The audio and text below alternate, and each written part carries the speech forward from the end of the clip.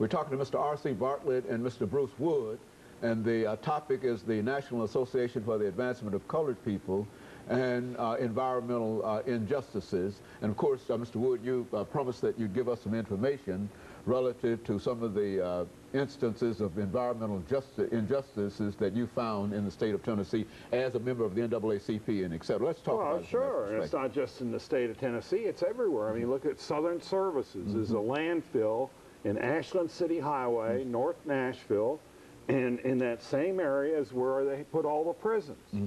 Well, go to Belmead. There's no landfill and there's no prisons. Well, that's there's no accidents, you know. I mean, that's what happens. And again, that's what I said, that's how we got involved with the NAACP. Every pollution we fought, there was black people and minority and poor people being polluted. And so that's led us to the NAACP, and they are a national. And then look at Dixon County. They had this landfill that was there. They recruited industries to come in. The governor, the then governor, was from Dixon County, and one of his proud things was that he brought in all this industry. So they allowed them to just get rid of their heavy toxic material waste, and they put it in this landfill that's now a very, very highly polluted groundwater. It's a 75-acre landfill, but the pollution is spread out 3 miles. And who lived there?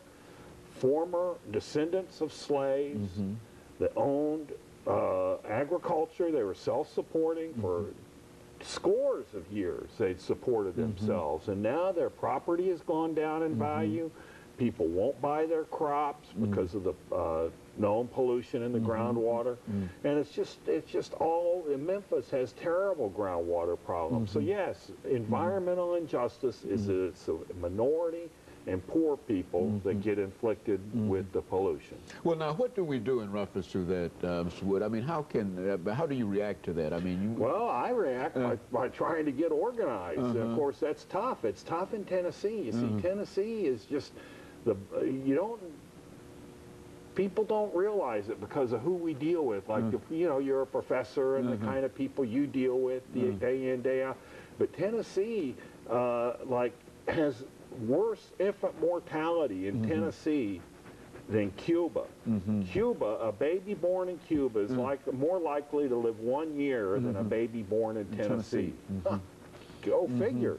Literacy rates, obesity rates, all those health factors are worse in Tennessee than many third world countries. So but you said, well, what do I do? Well, I try to get organized and work with people, because people can change policies, but it's very, very difficult. It's very difficult. And that's why we're blessed to work with Marilyn Robinson. Mrs. Sweetlove is the president of the Tennessee Convention. Harold Bell from Dixon County is the president there, and he's a leader. But I'm telling you, it's a tough. It's tough being what we do. It's tough. It takes a toll on you. Well, Mr. Bartlett, what about your experiences? What have you found in terms of environmental pollution that you're dealing with? Well, I've found that we have strong, heavy polluted places here in the state of Tennessee. One like at Walter Hill, we have been having low-level nuclear waste dumped in right here within 30 miles of where we are. And not only this, we've had this problem down at Dixon where all the chemicals are washed into the well water where people drink and all of. And notwithstanding, right here in our own Davidson County, we have pollution here. We have it is strong here. And our drinking water, as well as in our air pollution and all this kind of thing. See, as a matter of fact, the exhaust from the cars and trucks and all this kind of thing, and we're having all kinds of problems that we just, you know, and realize and just taking notice to, where we need to had looked at it way before, because as Mr. Wood said, we have an opportunity to clean up a lot of this pollution that we have. And I would say that this is where we stand in it, as we need to do it for our children and our grandchildren and all this kind of thing, because I've hit the age that I'm just about wild time on earth, but you know, we got to look in the future for the ones that to come. And it's just been a blessing to meet you, Dr. Henry, and we thank you for the work that you've been doing for our neighborhood people and all this kind of thing. And thank you for being here today. Very good. You know, and Mr. Wood, you know, when you talk about landfills and et cetera, you were also connected with the incinerator project. Right. Why don't you talk about that for the Well, last 2 minutes? that's how we got started. I mean, I mean, I'll tell you, our group burnt, and then we worked with the NAACP as an independent group. We're in our 20th year.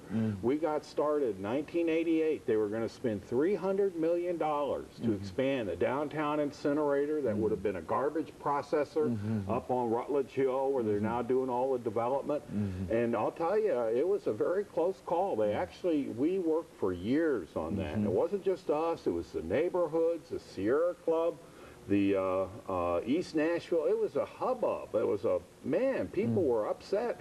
But get this, Doctor, this is a very interesting thing with American history and how politics and power, they had the vote to pass it. They had a 1-vote margin. And then Mr. Guy Bates, the Metro councilman, who was also in charge of the incinerator committee, he said, there's just too much turmoil, too much uncertainty. I'm going to defer this indefinitely. And man, the whole room exploded. It was a national issue. They had people from across the nation. They were going to get the Nashville incinerator and then like dominoes, go get some more. And so it was a big decision.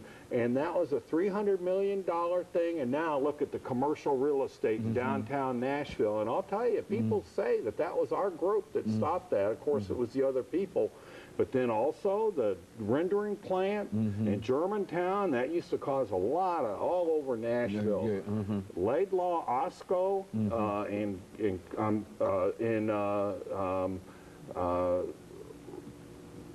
Cockrell Bend, that we stopped that. And then there's, so that's one of the things Burnt has done is that we shut down the chronic polluters, and that helps the commercial real estate.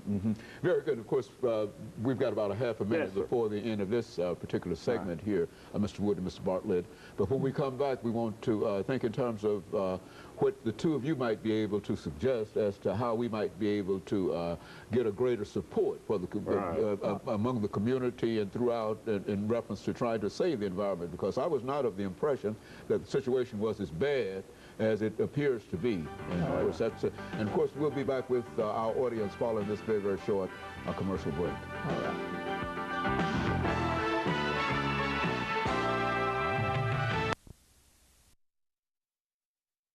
Mr. R.C. Bartlett.